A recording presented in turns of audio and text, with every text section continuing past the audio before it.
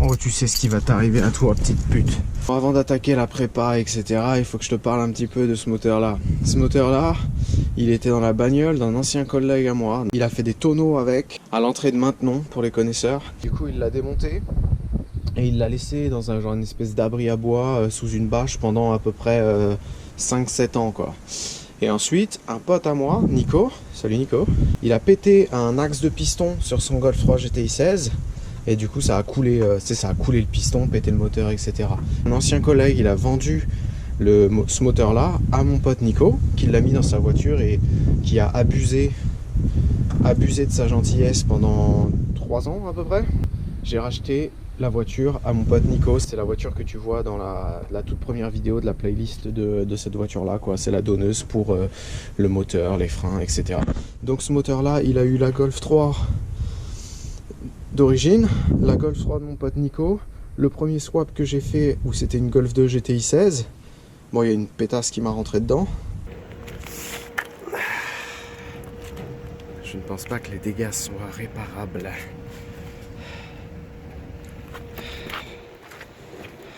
Ce moteur là, il a vécu dans 2 Golf 3 et 2 Golf 2. Donc bien sûr, personne n'a jamais fait la distrib. Déjà, il y a un bruit dans la culasse. J'espère que c'est la chaîne de distrib. Écoute de quel bruit je vais vous parler.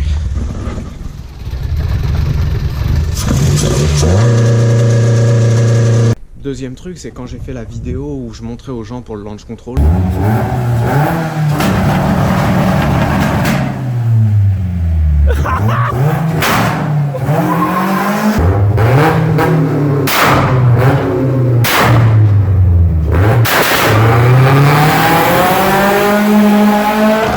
Dernière grosse flamme, après quand t'entends la voiture partir, elle part, elle a un peu de mal, tu vois. Je sais pas ce qui s'était passé, mais il y a eu un gros problème ce jour-là, c'est sûr. Troisième truc, c'est que le clapet de la pompe à huile, il était mort. Donc à chaque fois que tu démarrais la voiture, il y avait 0 pression d'huile. Et il fallait mettre un gros coup d'accélérateur pour que la pression d'huile monte. Donc j'ai roulé comme ça pendant 3 mois. Donc j'ai un autre ABF ici, qui est tout démonté parce que le mec à qui je l'ai acheté, il m'inspirait pas trop confiance, tu vois. C'était un espèce de vieux con, enfin bon. J'ai déjà piqué la pompe à huile de celui-là pour mettre sur l'autre. Tu pourrais me dire, bah, que t'es un connard, pourquoi tu mets pas directement celui-là? Alors celui-là c'est un ABF phase 2, donc c'est pas le même capteur PMH. Et vu qu'il l'avait mis dans une Golf 2, ils avaient coupé les fils.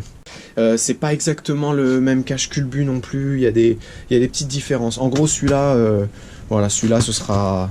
À moins que je pète un bloc et que je m'en servirai, mais sinon c'est plus pour me servir des pièces. Ah oui, au fait, ce truc-là, je l'ai payé 80 €, donc l'un dans l'autre, je pense que c'est quand même moi qui ai gagnant. Bon, il me reste juste le collecteur d'échappement à enlever. Et ensuite, la culasse, elle vient. Donc il y avait clairement une fuite là. Donc le joint d'injecteur ou le siège, je sais pas, mais sûrement le joint d'injecteur qui était mort. Celui-là, là. Même la fameuse distrib qui a 15 ans, franchement, elle est plutôt pas mal, hein. D'ailleurs, si t'enlèves pas ta distrib comme ça sans faire de repère, c'est que t'es pas un vrai. Enfin, un vrai quoi. J'ai même mis un petit truc en dessous pour pas que ça coule par terre. Bon, après, je vais probablement le jeter par là, mais en tout cas, ça coule pas par terre là. Bon, donc j'ai enlevé le collecteur d'échappement. Là, il me reste juste les 2 petites vis ici. Et ensuite on peut enlever le cache culbu et voir l'étendue du massacre. Marteau décapsuleur.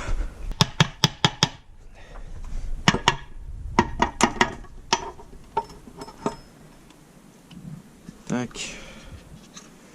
Bon bah je vois pas de truc catastrophique, hein, pour l'instant. Ça a l'air d'aller, les cames elles sont un petit peu marquées à droite à gauche, mais... Oh.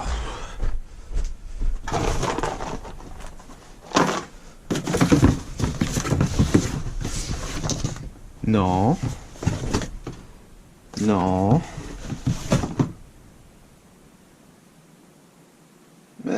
KR, ABF, c'est pareil. Oh putain, ça c'est beau.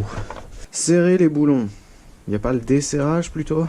Donc ça fait 10, 9, 8, 7, 6, 5, 10, 9, 8, 7, 10, 9, 8, 7. Bon, je m'en branle de toute façon. Putain, y a pas moyen. Bon, on va voir si elle fait encore la maline, cette pute. Fais-moi le malin, hein. Fais-moi le malin, hein.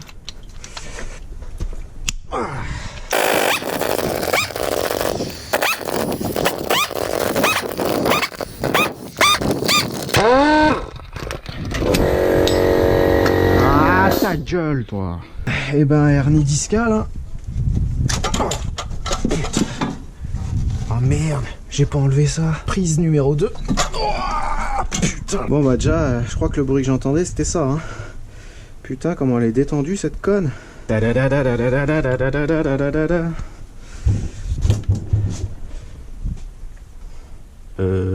Bon, les soupapes elles sont un petit peu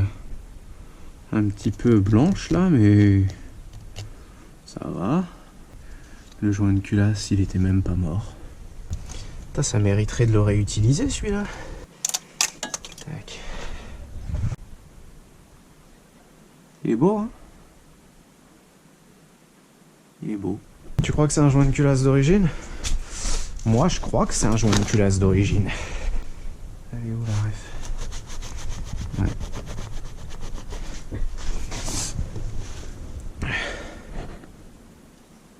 Origine. On va regarder si les guides ils sont pas complètement morts, mais même le tendeur de distrib, il... Est-ce qu'elle avait été faite cette distrib? Bon, de marque inconnue, mais en tout cas, bah, il était pas si pourri que ça. Hein. Ouais, il y a un petit peu d'huile là-dedans, mais non, sans déconner, ça c'est juste parce qu'il devait y avoir de l'huile de la culasse. Et tu sais, le moteur il est un peu comme ça, on est en pente, c'est pas droit chez moi. Donc je suis bourré, je sais pas, mais l'abus, tu vois, l'abus que cette bagnole elle a subi. Et quand tu vois que les cylindres ils sont dans cet état là, quoi, tu vois, il y a... franchement 82-48, donc c'est bien des pistons d'origine.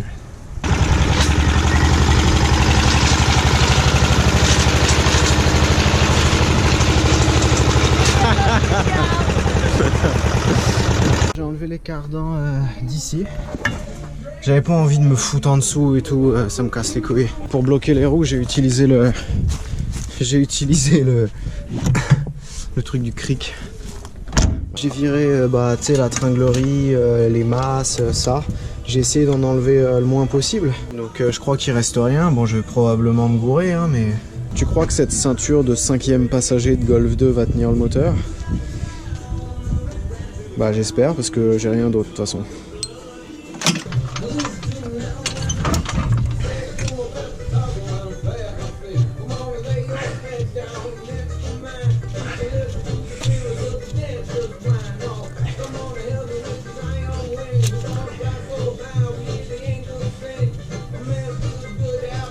Je te préviens, s'il tombe, je le démonte même pas.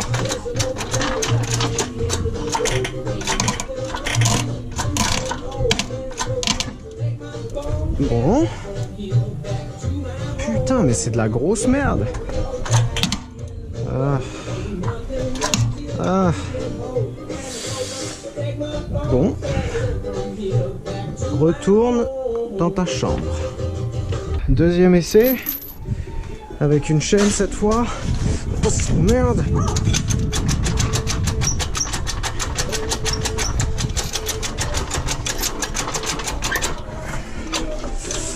Putain, le capot, je pense qu'il va faire chier.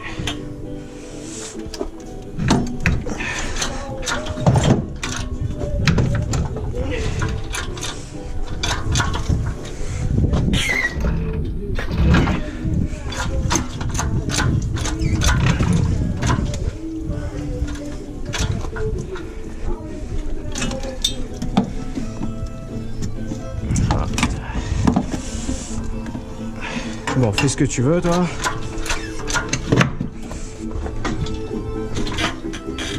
Oh, l'hernie discale.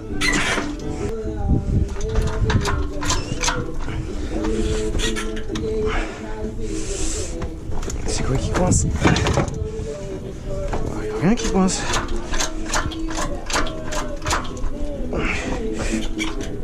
Oh putain. Faire ça, c'est de la pelouse aussi.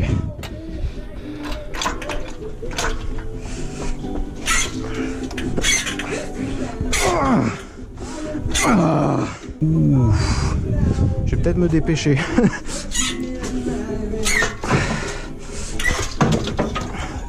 Get over here! Oh.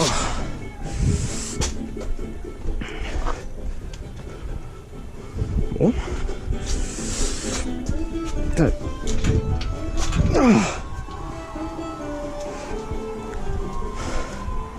Oh la pute! Putain mais... Ah. Ah. Ne tombe pas! Ne tombe pas!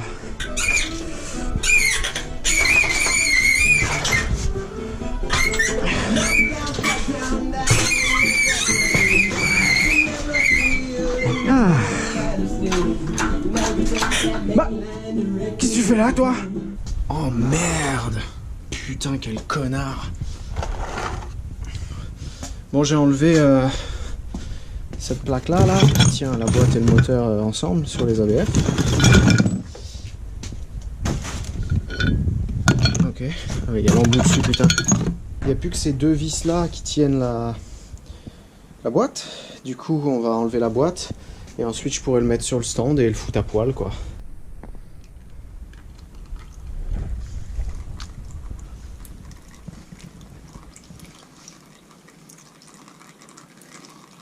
Waouh.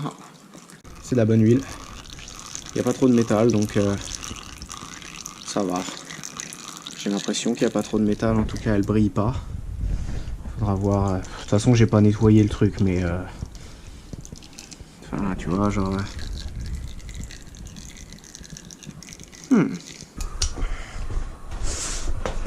Un immense merci à Kevin Lemaire pour... je crois qu'il a oublié qu'il me l'avait prêté, mais bah, si tu vois la vidéo, hein, il est là. Et c'est du 19. J'espérais secrètement qu'il oublierait, mais on n'est pas des voleurs non plus. Ok. C'est qui le gros fils de pute qui a serré ça? C'est moi? Oui, c'est moi, putain.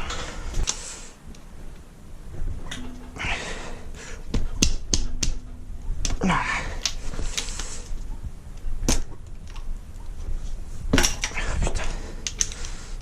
Kung Fu.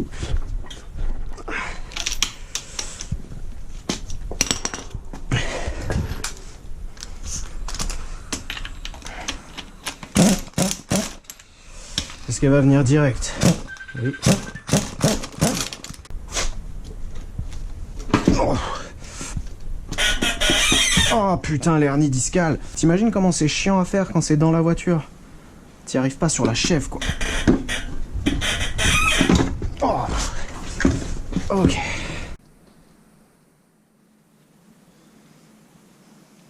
Bon bah tous mes plans de réutiliser les vis de culasse, ils viennent d'être...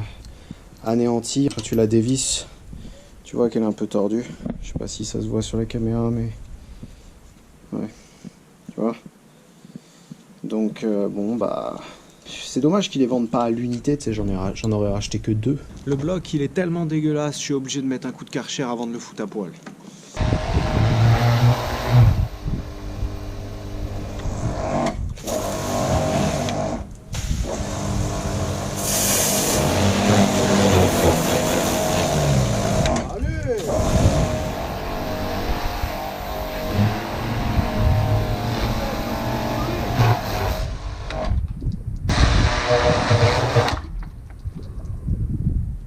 Ça va peut-être rentrer un peu dedans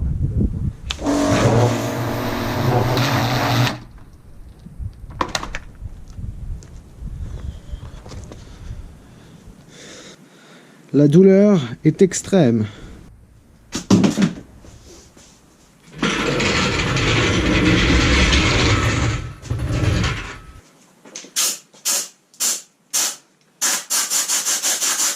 Ah, fontaine! Oh! Ah.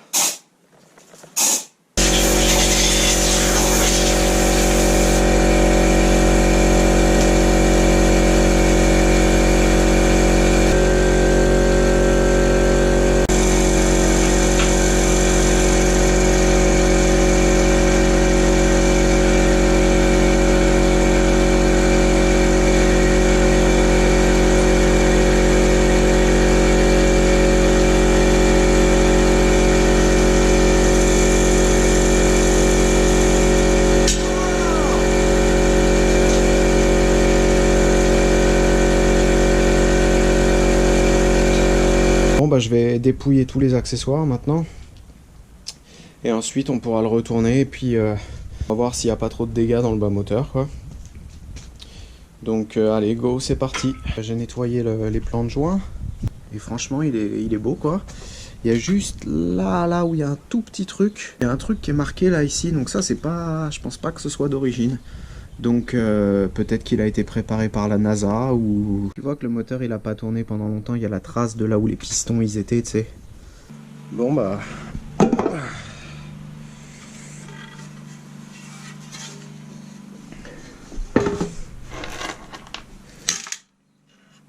Oh. Oh. Ça je sais pas trop. Ah peut-être pas. Bon, on verra bien. Ah ouais quand même. Ça c'est normal.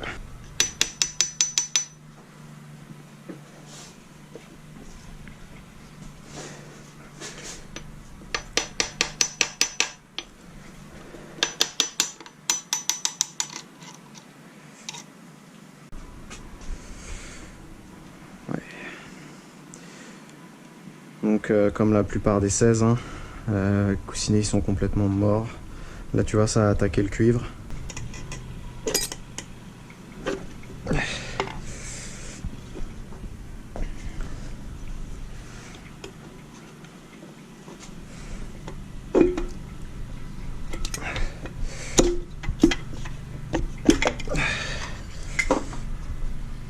Putain, le coussinet il est tombé dans l'huile. Ah. Les coussinets, franchement, il y en a, ça va. C'est surtout le 2, là, le premier que j'ai démonté, qui est vraiment dégueulasse des deux côtés, quoi. Là, tu commences même à le sentir un peu avec l'ongle. Donc, bah, on a bien fait de démonter. Hein. Et merde. Ah oui, tu sais pas pourquoi, mais le 4, c'est le seul qui a ce groove-là, c'est normal. Ça m'a toujours choqué, c'est pareil sur les KR.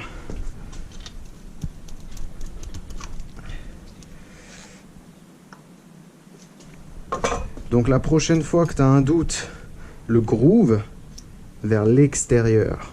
C'est plus pour moi-même que je le dis parce qu'à chaque fois je sais pas. Toi tu viens gentiment, forcément. Ah, toujours un plaisir. Bon bah on ne saura jamais le groove si en bas il est toujours vers l'extérieur. Bon, déjà le bloc. C'est bon. C'est bon. C'est bon. C'est bon. Et c'est bon. Le vilo, ça va. Visuellement, c'est pas beau. Là, ça c'est normal. C'est le groove du cylindre 4 qui fait ça. Enfin, du cylindre 4, du palier. Pourquoi il y a marqué 7 dessus? Ça c'est 5. Ça c'est 3. Bon, enfin, c'est le 4 quoi. Bien marqué hein, quand même, tu vois là. Ça tu le sens avec ton ongle. Hein. Les autres, mort.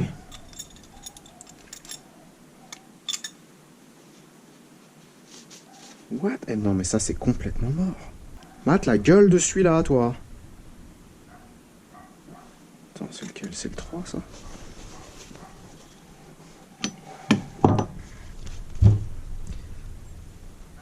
Putain. Coussinet 4. Ouais, ils sont tous morts. Hein. Le pire, c'est clairement celui-là. Hein.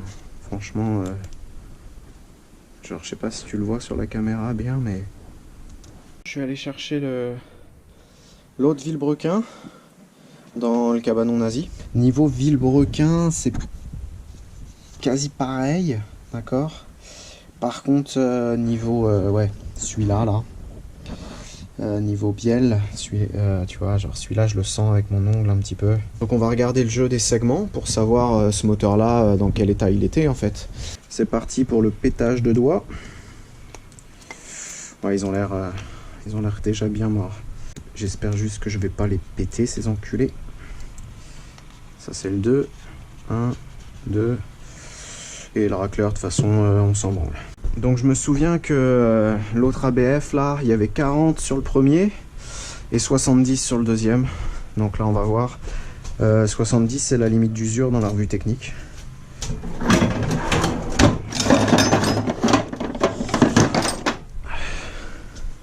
va le mettre bien droit déjà. Merde.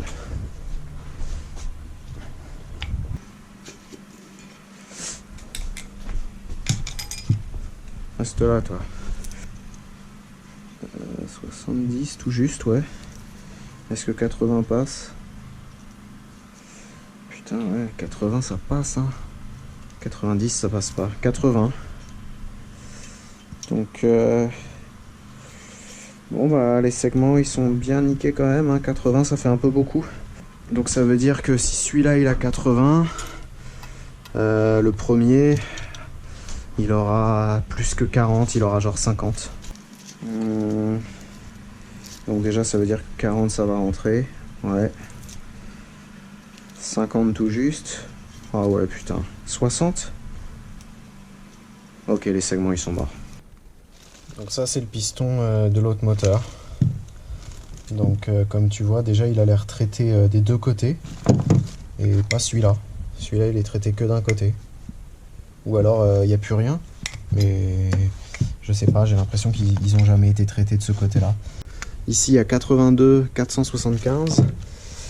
Et ici il y a 82 48. Si tu regardes les bielles, l'épaisseur que tu as ici, tu vois, et ben ici les bielles elles sont carrément plus fines. Donc sur les ABF phase 2, tu as des meilleurs pistons mais des bielles plus fines. Donc ça je l'ai déjà. Ça c'est le joint spi de l'axe de la pompe à huile, je l'ai déjà aussi. Ça c'est le petit joint spi qu'il y a derrière, mais je l'ai démonté, il a pas l'air mort. Ces joints là, ça sert à rien, c'est juste pour pas que l'alu il touche l'acier, mais celui-là il était un peu abîmé et j'en ai deux autres, un d'occasion et un qui a l'air tout neuf quand même. Le joint spi côté boîte, je l'ai là. Ils sont un peu vieux, mais c'est des pièces d'origine, donc je pense que c'est quand même mieux que du putain de Top Ran. Et là, j'ai regardé vite fait parce que moi j'en ai des. En fait, c'est le même que celui-là, et ça a l'air d'y aller. Et j'ai regardé vite fait la référence là sur. Allez, merde, regarde pas. J'ai regardé vite fait sur Autodoc et ils disent bague étanchéité Villebrequin. Donc c'est forcément côté distrib vu que c'est un gros machin comme ça de l'autre côté. Et quand tu vas là-dedans, là, ils mettent 068 103 085 E chez Audi. Voici la liste des courses.